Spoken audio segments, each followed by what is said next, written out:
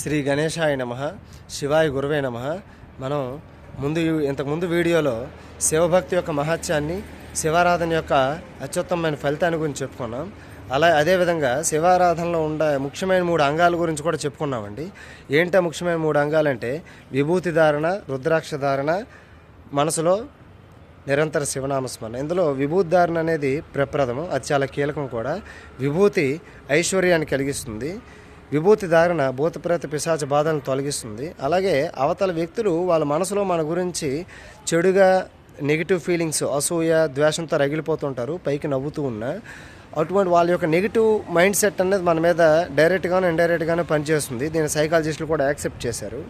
అటువంటి ఇతరులు మన గురించి అనుకున్నటువంటి చాలా నెగిటివ్ ఫీలింగ్స్ని, అలాగే గాలిలో మనకు వ్యతిరేకంగా ఉన్న నెగిటివ్ ఫీలింగ్స్ని కూడా విభూతి ధారణ తొలగిస్తుంది. విభూతి ఐశ్వర్యాన్ని కలుగజేస్తుంది. అన్నిటికీ మించి శివానుగ్రహాన్ని కలుగజేస్తుంది. శివం అంటే శుభం. శుభాన్ని కాదనుకునే వాళ్ళు ఎవరైనా మూర్ఖులే అని చెప్పొచ్చు. కనుక విభూతి ధారణ ఐశ్వర్యాన్ని కలిగిస్తుంది, శివానుగ్రహాన్ని కలిగిస్తుంది. ఇక్కడ ఇంకొక ముఖ్యమైన విషయం రుద్రాక్ష ధారణ. రుద్రాక్ష అనేది రెండవ కీలకమైన విషయం. రుద్రాక్షలు అందరూ ధరించవచ్చు, స్త్రీ పురుష భేదం లేదు. విభూతి ధారణకి, రుద్రాక్ష ధారణకి అంటు ముట్టు మైల అనేవి లేవు. స్త్రీ పురుషులు అందరూ కూడా ధరించవచ్చు. రుద్రాక్షలకి ఎటువంటి సందర్భాల్లోనైనా, కొంతమంది నిద్రపోయేటప్పుడు తీసేయాలా, ఉంచాలా, ఇలాంటివన్నీ కాదండి. నిద్రపోయేటప్పుడు మన చేతిని మనతోనే ఉంచుకుంటున్నాం కదా, అడ్డం తీసేయట్లేదు కదా. అంటే ఎప్పుడైతే రుద్రాక్షని మెడలో కానీ చేతికి కానీ కట్టుకుంటామో అది మన శరీరంలో ఒక భాగం అయిపోతుంది. కనుక అవి తీసేయాల్సిన అవసరం లేదు. బాత్రూమ్కి వెళ్ళినా, ఎటువంటి పరిస్థితుల్లో ఉన్నా అంటూ ముట్టు మైలు కూడా దానికి ఉండవు. కొంతమంది స్త్రీమూర్తులు కూడా అడిగారు. కొంతమంది అమ్మాయిలు కానీ, స్త్రీలు కానీ, ఇతర చాలామంది ఏమడిగారంటే నెలసరి సమస్యలు వచ్చేటప్పుడు కానీ, ఇలాంటివి వచ్చేటప్పుడు రుద్రాక్షలు, విభూతి పెట్టుకోకూడదు కదా అంటే, ఇంత ముందే చెప్పాను, మళ్ళీ చెప్తున్నాను. విభూతికి రుద్రాక్షలు పెట్టుకోవడానికి అంటూ ముట్టు మైల లేవు. వాటి వల్ల చెడు అనేది జరగదు. అది కూడా చాలామంది అపోహలు ఉంది. ఈ విషయం నేను చెప్పట్లేదు, శివమహాపురాణంలోనే స్పష్టంగా ఉంది. అంతేకాకుండా బ్రహ్మ సమానులైన సాగంటి కోటేశ్వరరావు గారు, సామవేదం షణ్ముఖ శర్మ గారు, వదిపతి పద్మాకర్ గారు కూడా విభూతి రుద్రాక్షలు స్త్రీ పురుషులు అందరూ ధరించవచ్చు. సర్వకాల సర్వావస్థల్లో అన్ని పరిస్థితులు కూడా ధరించవచ్చు. వాటికి అంటూ ముట్టు మైల లేవని చెప్పడం జరిగింది. ఇక మూడవది మనసులో నిరంతరం శివనామస్మరణ. తన్నే మన శివ సంకల్పమస్తు అంటే, ఎలాగైతే నందీశ్వరుడు నిరంతరం శివుడి వైపే తిరుగుంటాడో, మనం అన్నివేళ నందీశ్వరుడి దగ్గరే దీపాలు పెడతాం, ఆ మంట తగులుతూ ఉంటుంది. అదేవిధంగా అరటిపళ్ళు రకరకాలవన్నీ అతనికి రాస్తూ ఉంటాం, ఈగలు ముసురుతుంటాయి. అయినా తన దృష్టిని శివుడి మీద పెట్టినట్టు నువ్వు ఏ పరిస్థితుల్లో ఉన్నా, నిద్రపోతున్నా, తింటున్నా, తిరుగుతున్నా, ఎక్కడున్నా సరే మనసు నిరంతరం ఈశ్వరుడి వైపు తిరిగి ఉండాలని మనకి వేద శాస్త్ర పురాణ ఇతిహాసాలు కూడా బోధిస్తున్నాయి. కనుక ఈ 3 అందరూ ధరించండి. ఇంకో విషయం, విభూతి రుద్రాక్షలు ధరించడానికి, ఆచారాలు పాటించడానికి సిగ్గుపడుతుంటారు చాలామంది.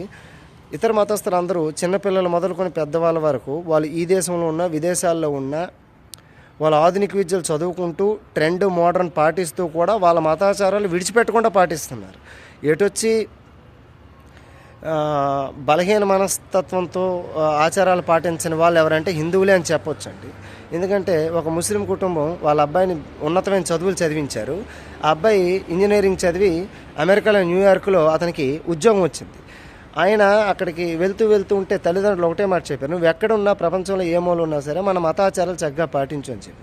అక్కడ వెళ్ళాడు. అమెరికాలో అక్కడ ఒక అమ్మాయిని వివాహం చేసుకున్నాడు, సంతానాన్ని కన్నాడు. ఈ పిల్లలు అక్కడ అమెరికాలో పుట్టారు. అయినా సరే వాళ్ళకి ఖురాన్ని, ఇతర వాళ్ళ మత ఆచారాలన్నీ కూడా తప్పకుండా నేర్పించాడు. అందరు మతస్థులు అలాగే ఉన్నారు. సో మనకి ఆధునిక విద్యలు చదువుకోవాలి, మోడర్న్ అండ్ ట్రెండ్ ఫాలో అవ్వాలి. అదేవిధంగా మన మతాచారాలు మనం చక్కగా విడిచిపెట్టకుండా పాటించాలి. సో ఈ విభూతి ధారణ, రుద్రాక్ష ధారణ వల్ల కలిగే ఫలితాలు ఎంతెంత అని చెప్పలేం. అలాగని మనం అది పాటిస్తాం. అందరికీ ఆడంబరం అనేది కాదండి, మనసులో ఉంటే చాలు కదా. బయటికి ఇవన్నీ ఎగ్జిబిట్ చేయాలని అంటుంటారు. మరి ఆకలేసినప్పుడు ఇన్ని రకాల ఆహార పదార్థాలు ఎందుకు తింటున్నాం? నోటికి ఇన్ని రుచులు ఎందుకు తీసుకుంటున్నాం? మంచినీళ్ళు తాగి కడుపు నింపుకోవచ్చు కదా. అలా కాదు కదా.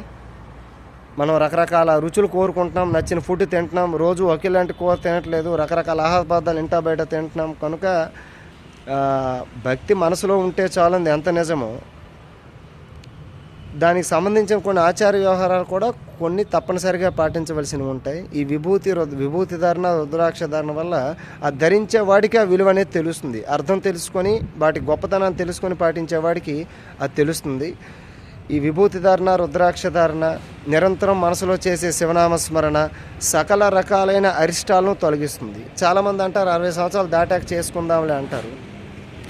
60 సంవత్సరాలు దాటిన తర్వాత శరీరంలో పటుత్వం తగ్గిపోతుంది, జ్ఞాపశక్తి నశిస్తుంది, తిండి కూడా తినలేని పరిస్థితి, కనీసం బాత్రూమ్కి వెళ్ళాలన్నా ఇంకో హెల్ప్ తీసుకునే పరిస్థితి వస్తుంది. ఇంకప్పుడు ఆచరణకి ఎక్కడ అవకాశం ఉంది?